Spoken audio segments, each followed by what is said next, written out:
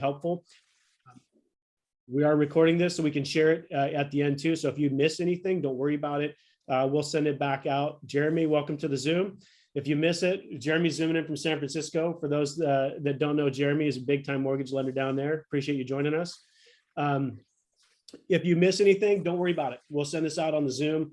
And I'm super excited and grateful for everybody that came today too. So for those of you that joined us, I think it just means a lot that you spent your lunch with us and wanted to learn a little bit more about your personal finances and your financial health. We're going to talk about the 6 steps to financial freedom today. And we're not going to talk about any crazy bells and whistles. We're really going to talk about some basics, some fundamentals. I see Troy DeVries up in the corner. Troy, raise your hand. Troy's my guy. Troy is like one of the most fundamental basketball players you will ever meet. And we're going to work on some fundamentals, just like Troy teaches fundamentals to his players. We're going to talk about some things that you should really do on a regular basis if you want to have a good and strong financial well-being. So if you have any questions or you want to chat something in, go ahead. We'll address all the questions at the end. Without further ado, we're going to get started on some really important information. And a little backstory on why this is so important to me. We're going to, sorry, I'm trying to figure out how to use the PowerPoint. I told you guys I was going to screw that up a little bit. Today, the class objectives, we're going to learn how to master your personal family budget. That is super, super important. We talked about the basics and the fundamentals. We're going to learn a little bit about some tools that help you manage your money. And one of the tools that we're going to share with you is going to help you understand where you're spending your money, help you get dialed in with some savings goals. And it should help you start, if you use it every month, it'll help you start to see improvement. And a little backstory on why this is so important to me. I'm going to share with you guys, like, I don't know if my wife is on here. I can't see everybody, but one of my most embarrassing moments with my wife was related to finances. And I think a lot of us, when we don't have a plan, get into kind of an uncomfortable territory. We don't talk about money enough. I've talked a lot about you, with a lot of you personally, and just asked, what would be helpful in this workshop. And most of us don't have a great game plan, and that's okay. That's okay. That's why we're here. I think you should be lauded for being here. And even if you have a game plan, learning more is really, really important. One of the first New Year's Eves with my wife, I remember we went out to Seattle. We were going to go have a big night out. And this is like way back, 2 jobs ago. I'm working for the rec department, trying to take care of kids. I don't even know if I knew how much money I was making. I was probably about 25 years old, 26 years old. And we went to the ATM and I put my card in and I was waiting for some money to come out. And I think it was the 3rd time my wife goes, "Hey, what's wrong?" And I said, "There's no money coming out." And I'll tell you what, she's one of the smartest people that I've ever met. And she is more fiscally responsible. She was at that age than me. And she's like, "What are you doing? If there's no money coming out, that means there's no money in your account. How much money do you have? Do you know how much money you have?" And I was like, "No, I don't know how much money I have." She's like, "Well, how do you manage your money?" It's like, "I put this card in and then money comes out and I take it until it stops coming out. And then I'm done spending money." And I think she almost passed out. I'm lucky she took a leap of faith and hung in there until I got some things figured out. Moving forward, when we got a little bit more established, we worked through different things like the envelope system. My wife, for those of you who don't know, my wife, she is a licensed financial advisor. And even with those credentials, it was still challenging to manage a family of 4 and all of the obligations that just start piling up on us. You go from having very little to a car payment, house payment, all of these things that start to add up. And there's not really a process that's taught to us. And that's what we're going to talk about today, an actual process, because that time of our lives before I met the program that Jeremy coaches in. Jeremy coaches with the core training. And this is the program that taught us this methodology. Before I was introduced to the program, even when I was doing well, I had no idea where the money was going. So, I told you initially it was, very little money in chaos. When I started getting a little traction in the business about 5 years in, I had a moment where we had a really, really good month and I was really excited. And to be frank with you, I kind of went hog wild. Like I bought a retaining wall. We traded in my wife's loaner car from her business and got her an actual car for her. And at the end of that month, I looked up and I said, "Holy cow, do we have any money left?" And my wife looked at me and she said, no. And I'm sharing that with you guys because I think it's a real moment. And I think it's a moment that a lot of us can appreciate. I had my best month of my career at that point, and I looked at her, I said, please tell me you put some money in retirement. And she said, you spent it all, and that was pretty sobering. Spent it all on a crooked retaining wall, a suit, and a new car. And I thought, man, if I don't have a better method, a better way, then we probably will always do this. I'll probably never retire. And I remember that week thinking, there's got to be a better way. I'm not a dumb guy. I just need to have a better method. And it was probably 2 weeks later that my friend Dan Keller tapped me on the shoulder and said, hey, Nick, you want to run a better business? There's a better way than what you're doing. I swear he used the exact same word, the exact same phrase. And he invited me down to visit with the training program that trains me now. And these are the tools that they shared with me. And I'm going to tell you, it is definitely a better way. It is a much better way. And if you're struggling financially, just be open to change and having a better process, because that's what this is. It's a process. It's not rocket science. It takes discipline and it takes routines, and it works really, really well. So we're going to talk about some of those things today.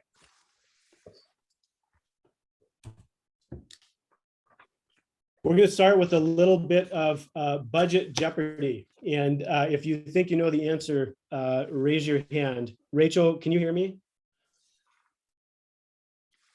Putting Rachel on the spot. Yes, I can. Rach, can you help us call on people? I can't see everybody on my screen. Are you gonna do that? All right, we'll do our best. That's all we ask, right?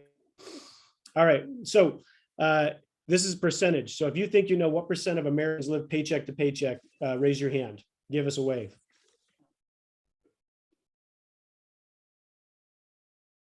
Well, I can only see 3 people, so you're going to get called. Everyone's going to get called on. Jeremy knows the answer. I don't know if I know the answer. I'm guessing it is 69%. About as close as can be. 70% of Americans are living paycheck to paycheck. And I think it's really important to recognize that, because that's a lot of us, and if you want to do better, then you work on a process that's maybe something different than what you've done in the past.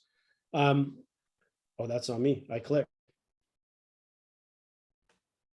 Boom, 70. Look at that. The number popped right up, guys. What percent of the workforce has no pension? Ethan, what do you think? I was going to go, let's go 75%. 50% of the workforce does not have a pension.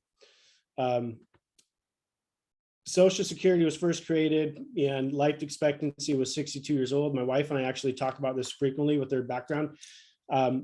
Now the life expectancy is in the 80s. So as a system was created to help us get through until our 60-ish years. And now the life expectancy is until the 80s. So we have to have a better plan. 62% of Americans retire on less than $10,000 per year in income. 55% of Americans always or sometimes worry about their money. And I've definitely been there, and it's not fun.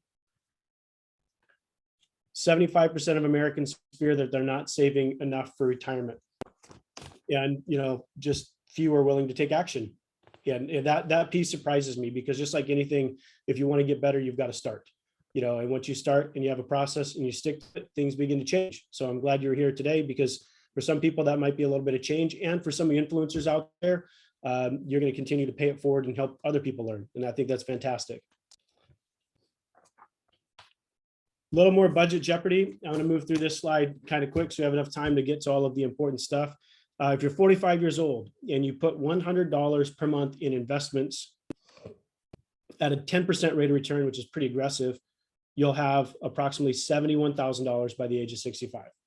So if you're 45, I'm 43, and you put $100 a month away, you'll have about $71,000 by 65. If you start that process when you're 35, you'll have $206,440.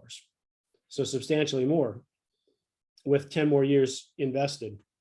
If you start when you're 25, then you'll have $555,000. Who can tell me how that works? Who can tell me why that happens when you invest your money, even a little bit at a time? Why does that happen over time? What's the term we're looking for? Compound interest, right? That's right. Julie knew the answer too. Julie had her hand up. Ethan stole her thunder. But yes, it's the power of compound interest. And the power of compound interest was described to me like lily pads as they multiply under the surface and begin to take over the surface of a lake. And so the longer you give your money to multiply, the more substantial it's going to be. And so it's really important if you're not investing your money to start. That's the most important thing. So we're going to work off of just a basic premise as far as how much money you have allocated for your month. So we're going to assume we have 40% for your monthly bills in life. We've got 20% that we want to save. That's the one thing on this slide that I would circle. Our goal would be to save 20% a month. That's our goal. It takes sometimes a little while to get there, but that's our goal. We've got 10% allocated to giving and paying it forward. And we've got 30% allocated for taxes. So that's how we're going to use our money. That's how we're going to allocate it. And then the next question is, what do we do with it?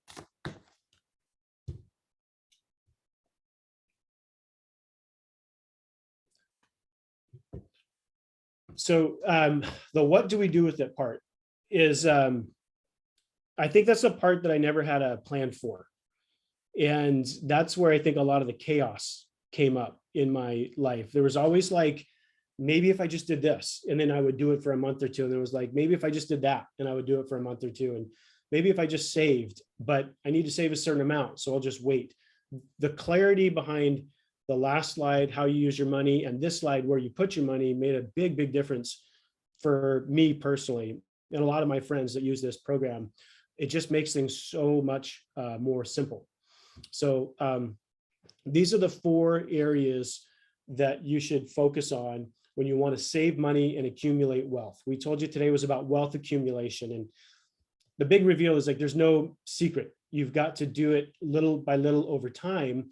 And these are the areas that you should be saving in. The first is primary residence. And you should stretch 2 to 3 times your annual income for your primary residence. So if you don't own a home, you need to own a home. And the power of owning a home is unbelievable, because if you buy a house like in Tacoma, the average home is worth $500,000, right? And you can probably get into our market for 10% down. So you can probably get into our market for about $50,000 out of pocket, maybe 60 if you cover your own closing costs. But the craziness with our market is the rate of appreciation last year was about 19% in our market. But when you hear this, listen to this right here. What appreciated 19% was not your $50,000 down. It was the whole home, the whole asset, right? So that house is compounding for you, even though you didn't put $500,000 into it. So owning a primary residence is the number one vehicle that you should be working towards if you don't own a house. You've got to be safe financially. You've got to make sure you're not overreaching and you're not house poor, especially in some of the crazy markets that a lot of us work in. Seattle, Tacoma is starting to get in that space. Jeremy's in San Francisco. Like, you don't want to over leverage yourself, but you should definitely be in the real estate market. The other space you need to save money is you've got to have $25,000 in liquid reserves in order to be financially healthy. So that's a target to make sure that if there's ever some chaos or turmoil or an extra unexpected expense, that you don't have to dip into anything else. So we call that your survival number. Your survival number is going to end up being about 3 times your monthly minimum expenses. So I'm going to take a quick pause right here. Do we have any questions about quadrants 1 and 2? Primary real estate, survival number, those are really simple. Great. Quadrant 3. So this is now, once you've started saving in your survival number and you've built up your reserves, quadrant 3 is where you get a lot of leverage. And one thing is, I'm not a financial advisor. I'm not going to tell you how to stock pick or anything like that. But this is when you do have extra funds, and a lot of us sell for a living. If you're in sales for a living and you have a great month, and you have extra funds, these are the spots you should be putting some money in every month. And then when I have a big month, I like to put a little bit more money in these accounts. So your 401k and your IRA, the goal is to max those out. The 401k, we have one in our office, and it's just a really big add value. When your employer has a 401k, a lot of employers will actually give you a match in your 401k. And if they match in your 401k, that's like free money. So, an employer match in your 401k would be like, as an employee, you choose to contribute maybe 5% of your income, and maybe your employer matches 3% of your income. Now you've got 8% of your income being invested, not 5. So that's like free money. If your employer offers a match, definitely take advantage of it. And then the fourth quadrant that we're going to be talking about, or the fourth quadrant that you want to save in, is in stocks, in mutual funds, in the S&P 500. So once you've maxed out 401k and IRA vehicles, then you would start looking at some other stocks, the S&P 500 and mutual funds. And again, if you need a great financial advisor, we've got some people that we like to work with and we like to refer. We're happy to get you connected. That's not what today's about. Today is just about some real basics. If you'd like a referral for a financial advisor, just put it in the chat, and we'll work on getting you connected with somebody that we trust.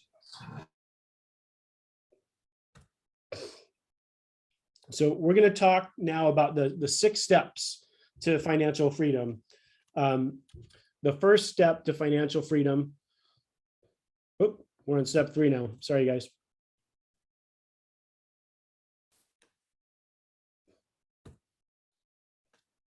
First step to financial freedom is track everything. So you've got 3 main accounts: checking, savings, and a money market float. And the money market float is where you save that $25,000, your survival number. The personal budget we're going to share here in a minute is going to give you a tool to track everything. But super important that, like, for checking, once a month, and in fact, tonight I'm going to go home and do it. My wife and I will put just enough money in the checking account to cover the bills, so we can't go crazy, right? So your checking accounts to pay your bills, the savings, personal allowance. So we've got 4 kids, so we don't do a lot of extra fun stuff. We just do some little things here and there. But the personal allowance that my wife and I like to use, about $200 a month. And that's just like, that's your money. I'm not going to worry about if you went out with your friends. I'm not going to worry about if you went and got an extra cup of coffee. And then the money market float is something that you keep. We keep it as kind of a sub savings in our checking account. So if there's ever an emergency, we have access to it. So that's step 1, make sure that everything is tracked. Step 2, and this one is super important, be consumer debt free. I know a lot of friends that are struggling with this right now. And, to be honest with you, we've struggled with it at times. This was the hardest one. This was the hardest piece to tackle. It was always tough to get ahead when I had credit card payments. And so the goal is to be consumer debt free. The average credit card rate, 17%. The maximum law is 27%. So there aren't any investment vehicles that you'd expect to return 17 to 27%. So you've got to knock that out. That's one of the most important things that you can do. Once we're able to do that, a lot of things started changing for our household.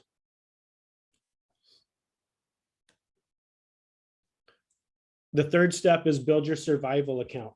So we talked about this already. So your survival account, that's aside from your savings and your retirement accounts. And the goal for your survival account is about 3 months of living expenses. And so the first slide I know said $25,000. A lot of people right now in this area, it's probably closer to about $30,000 would be the goal to keep in your survival account. And that's so if there's a catastrophe, like something comes up that's unexpected. It's raining cats and dogs here right now. Like we have a little leak in our basement. Your survival account can help you take care of those things without being in a real bad predicament financially. And that's a super important piece for stress and financial health, to make sure that you have that reserve built up.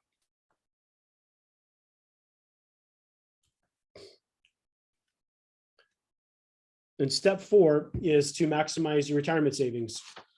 We went over this briefly already. We talked about the retirement vehicles that are traditionally available. The Roth IRA allows you to save about $6,000 per year. A 401k allows an individual to save about $19,500 per year, or it does allow you to save $19,500 per year. And if you're over 50, it allows you to save $24,000. There's also a self-employed pension fund. The max is $57,000 per year. That'd be like for you independent salespeople, a business owner maybe that doesn't have a 401k set up. If you're a business owner and you don't have a 401k set up yet, I would consider if you have employees. But step 4 is make sure you maximize your retirement vehicles. That's what they're there for. And the longer the runway is for doing that, the better it is. I know one of the things that I started doing a couple years ago is just beginning to get set up again. A lot of my like public sector friends, you probably just have a reduction from your paycheck. I got paid like that for a while. I didn't get paid as a business owner like that for a while. I got paid a little differently, but I got back to making sure that I have a good salary so that I can pay myself out of every paycheck, and then also allocate additional funds on months that we do well. So super important that you take advantage of that and do it consistently.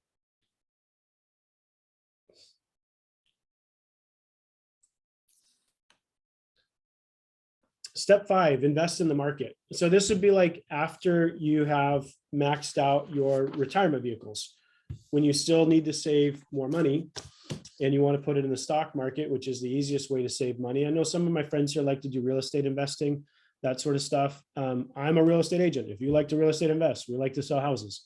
I think that it's a lot easier to invest in the stock market. I know that I don't want a lot of chaos in my life, especially outside of work. I like to serve our clients at a high level. I like to work really hard. And when we do well, I like to put the money in the stock market so I don't have to chase around tenants and issues with properties, that sort of stuff. It's just way easier to invest in my retirement accounts. Then after that, once you've maxed out those retirement accounts, then you'd probably want to talk to if you're saving that much money, you should have a financial advisor. You probably want to talk to your financial advisor about how to pick an allocation of these different options, mutual funds, and excuse me, potentially even setting up like a 529 for your kids. Does anybody know what a 529 is? Jeremy, what's a 529? That is a college account for your children that you can set up in advance and invest in, that I believe grows tax free or tax deferred. Yeah. So I want to ask you a question while you're on here. Do you have a 529 set up? Do you use that vehicle? Gosh, man, you're gonna put me on the spot. I did have a 529 set up. I started this way too late, and I have 2 kids in college. So yes is the answer for my youngest, who's still in school. We do have one set up. For the older ones, we did have one set up. And luckily enough, through all the stuff that you're teaching here, we were able to save enough to take care of it. But it is a great, great financial instrument, in my personal opinion, if you're planning on investing in the education in the future. I asked you because we've used it in the past, and I asked Rick one time too, and he kind of recommended against it, but it was a pretty easy way to be consistent with that savings fund. If you're not familiar with the 529, it's earmarked for your child's education. So that is maybe the one drawback. Like if they don't go to college, it gets a little bit more complicated there. But I think that's a really easy way to make sure you're on track for college savings. Thank you for jumping in there. Thanks for being on the Zoom today. Of course, man. This is awesome. Yeah, cool. The 6th step to financial freedom. I need a drum roll. Need some audio there.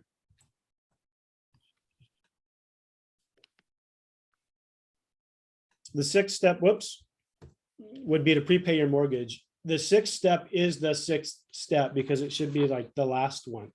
And if you're not tracking this, guys, these are kind of like, it's in sequential order, right? Like it's how you should prioritize to keep it really, really simple.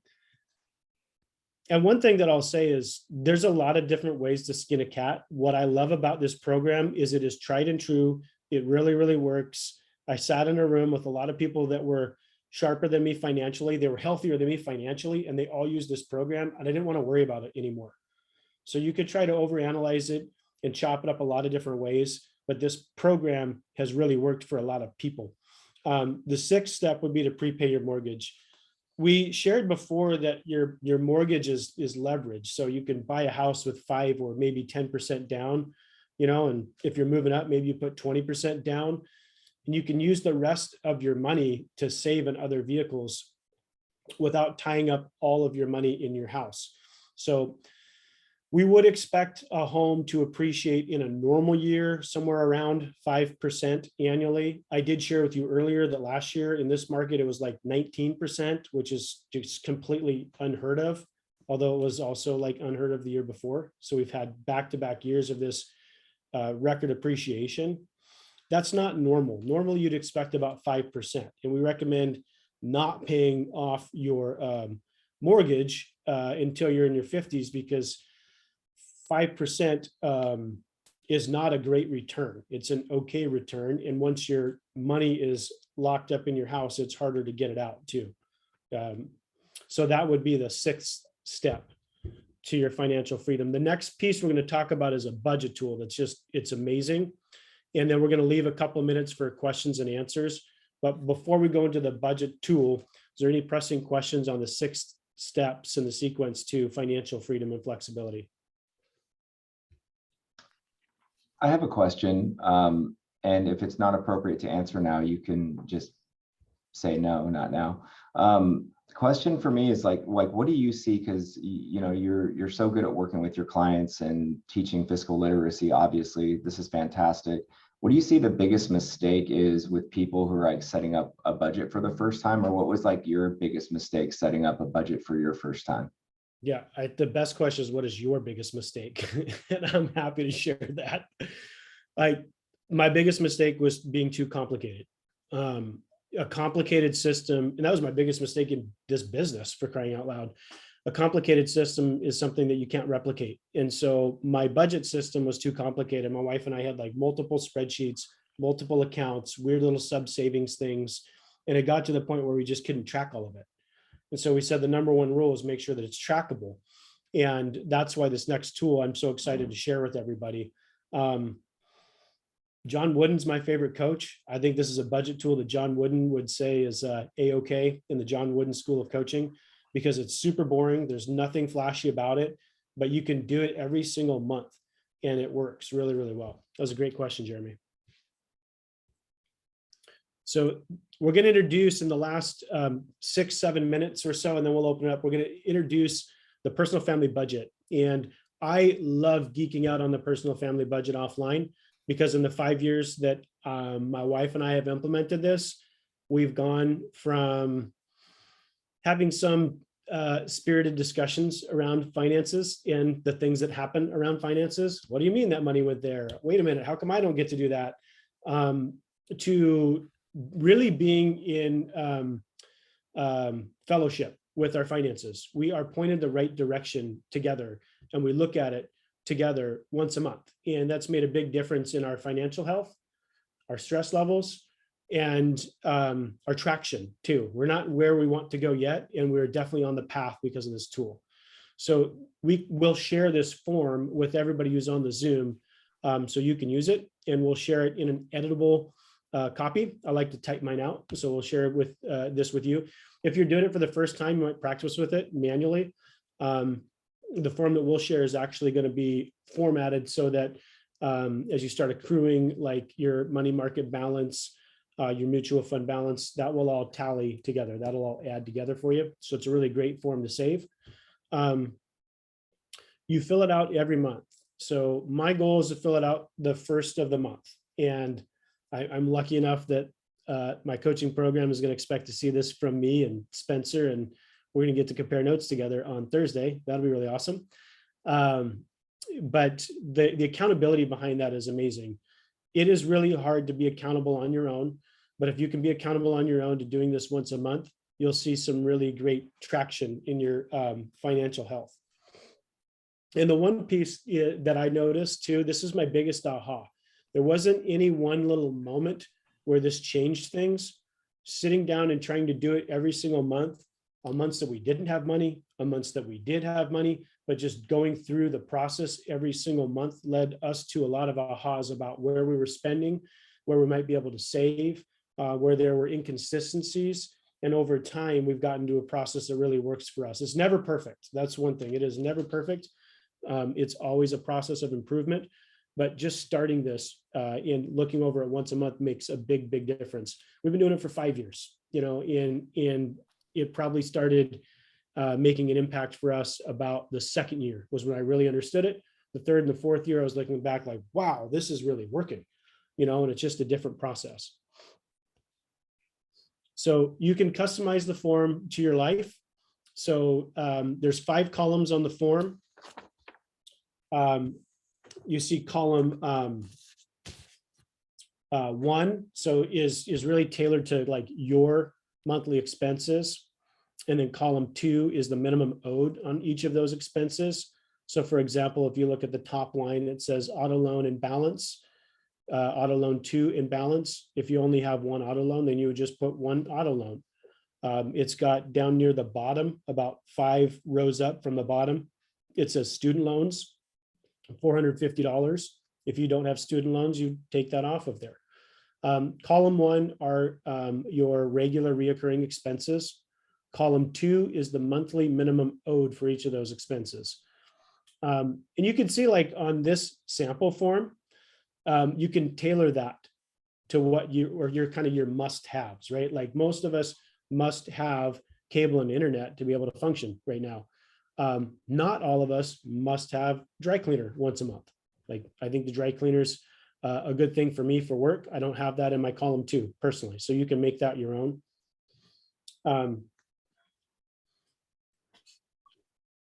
What you're going to do in column 1 is outline the items that you're going to pay. In column 2, what you're going to identify are your basic monthly minimums. So the things that you have to pay every single month go in column 2. Does that make sense, everybody?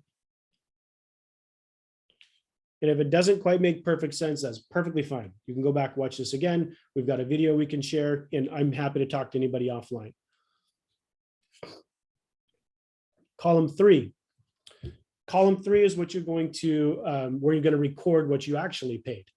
So for example, column 2 under credit card number 1, which is the 3rd line down in column 2, says credit card 1, the monthly owed is $100. And it says the total paid is $2,100. So that's what you actually wrote a check for. You owed at least $100 and you decided to write a check for $2,100. So column 3 is going to tabulate your total checks written. So every expense for the month is going to be accounted for in column 3.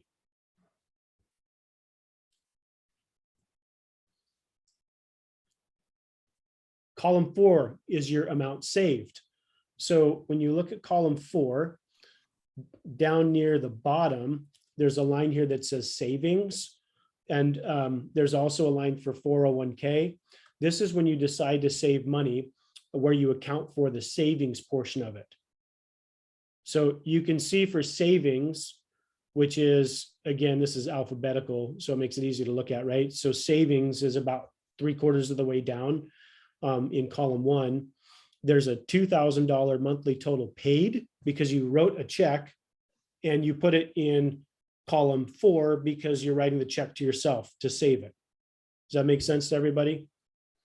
So column 4 is where you account for your amount saved. The cool thing is when you're paying down debt, especially early on, it's a great way to get some victories and to celebrate a little bit. So in this example, again, back to the $100 monthly minimum owed on the credit card and the $2,100 spent, that's a total of $2,000 saved. So the difference is you owed $100, you chose to pay an additional $2,000 off. So we look at it like you saved that money. It's a great way to give yourself a high five for paying down that high interest debt. And then down on the bottom, it gives you an accounting for the total monthly savings. And then column 5 is where we account for where your money comes in from. So your paychecks. So you can account for this again in a variety of ways. Like my wife and I each get a salary from the business. And then when there's other money in, we label it. So we're real specific about where the money's coming in from. But column 5 is where you account for your money in. You notice it's a little easier to account for your money in than your money out. It's like 3 or 4 streams in and 25 on the way out. Why do you think it's so easy to get out of whack, right? You know, I mean, again, it's just like always a work in process. I'm reading the One Thing with our group by Gary Keller. You know, and the chapter we're reading is about balance. You know, it's never perfect. It's always just walking this tightrope. The bottom of this worksheet is where you account for where you're at financially. And this is one of the more powerful things to me. When you go through the accounting and you check your balances and you begin to see traction and health and accumulation, that gets exciting. And one of the things that we've noticed is it gets really exciting to know that you're starting to hit your financial goals, you know, and you might want to try to accelerate it. So things that we maybe didn't really need to have in our lives, maybe those go away and we choose to save more money, right? I mean, the number one thing is live a great life. But if something that you're paying for is not contributing to living a great life, and you can maybe put it in your savings and retire a little bit earlier, I think that's a great thing. So this is where we track our financial health on a monthly basis. And looking at this once a month has made a huge difference. Just having to put those numbers in front of us, it's made a huge difference for Emily and I. And the slide here, we're going to show you just briefly. So sometimes people struggle a little bit to understand the total paychecks and the monthly total paid relationship. So column 3, your total of column 3 should always match your total of column 5. So the money that comes in should always go out, even if where it's going is into your savings account. So those numbers should always balance. And then your total monthly savings is going to be a percentage of your income. It's going to tell you how much of your income you actually saved for the month. So you can track that. And remember, our goal originally was 20%. So this is a great example. That's well ahead of the 20% curve for the month. So this worksheet, I would say the best way to use it is just to grab a copy of it and get started. It's the first of the month, is the perfect time to get going with it. If you use it once a month from here forward, it will really help you with a lot less chaos in your financial process. So we've got about 5 minutes left. We've covered a lot of ground. You don't need to be an expert. If you're struggling in your process, let's talk. We can catch up offline and we can talk about how these tools work for you, or how they could work for you. But I want to open it up to some questions here while we have a few more minutes left. Hey, Nick, this is Nick. I have a question for you. Can you hear me? Yeah, I'm excited to see you. You're from over, you're hanging out over on the other side of the country. In Maryland, I had a gap today in Zoom meetings, so I figured I'd join this and hopefully learn a few tips from you. Great job today. Just wanted to ask, when you're dealing with your clients, 2 quick questions. Do you advise people to contribute more to their monthly mortgage payment, consistently every month or one time a year? And the second question would be, from your experience, what's the indication when you're ready to invest in a second home or a investment property? Yeah, 2 really, really good questions. I got to go. See you guys. No, I think that it starts with personal goals, and so all of our real estate advice, and, one thing you're kind of hitting the nail on the head. I'm not a financial advisor. I give real estate advice, and these are tools that have helped us and they've helped our team. So we want to share them today. I think it starts with the individual goals. I don't love paying down the mortgage super fast, but I'm, right now we're in a spot where we have enough flexibility. I'm 43 years old. I've got a runway. I'd like to use that money for some other things. I think you can get some real leverage with a second home. And the other thing, though, to understand too, is once you start going down that path, you get pretty committed to the second home. So it's got to work for you. If it's a vacation home, for example, you've got to be able to use it often enough to make it make sense. And you've got to also understand that you should probably have a little bit of financial flexibility. So if the markets turn or you're not in as good a spot, you can still cover that, right? One thing to keep in mind is the interest rates have moved around quite a bit. They've gone up. I think we've got like 3 lenders on here. Jeremy's jumped in a couple times. Maybe I'll kick it over. Julie, do you know where the rates are now for like a second home? I do not right now because I haven't looked for a while, but I mean, we're probably looking at the low 4% range, I would imagine. Yeah, I mean, Jeremy, Ethan, do you guys have anything else to chip in there? Is that still about the case? Priced one for about 4.375 recently. Somewhere in there. So not too crazy yet, but that window is closing, correct? Man, we don't know. That's the know. truth. So the reality is that, I mean, I think that you should always be buying things within a budget. And if you focus on within a budget, it really never matters what the interest rates do. So yeah, temporarily, yes, I think that they will, be in the 5% range with all the loan level price adjustments that are coming out, et cetera, not to get too nerdy. But the reality is that if it's in your payment budget, whether it's 5%, 6%, whatever it may be, it's going to be within your budget. So, I would never recommend anyone go and buy some assets because they think that like an interest rate is going to go up. That's usually the wrong reason to buy an asset. But yeah, as of today, what everyone said is true. Tomorrow we'll wake up and it could be lower, it could be higher. I think that's the number one thing too, like with that second home is like, you have to be able to weather the storm. And in those luxury second homes or vacation properties, those were a lot more volatile when the market was in the tank 12 or 15 years ago. So you have to be able to weather the storm through that. Good question, Nick. We've got about 2 minutes before we're going to start letting people head out. Any other questions we haven't addressed yet? Nick, I was just going to ask you as someone, I haven't been married too long. My wife and I started doing this not too long ago, but one thing we really struggled with was just initially putting it together, assuming we knew where we were spending money. Like for instance, grocery budget. That was one where it's like, I think we spend this. Did you struggle with actually honing in and figuring out, some of those larger portions of your expenses?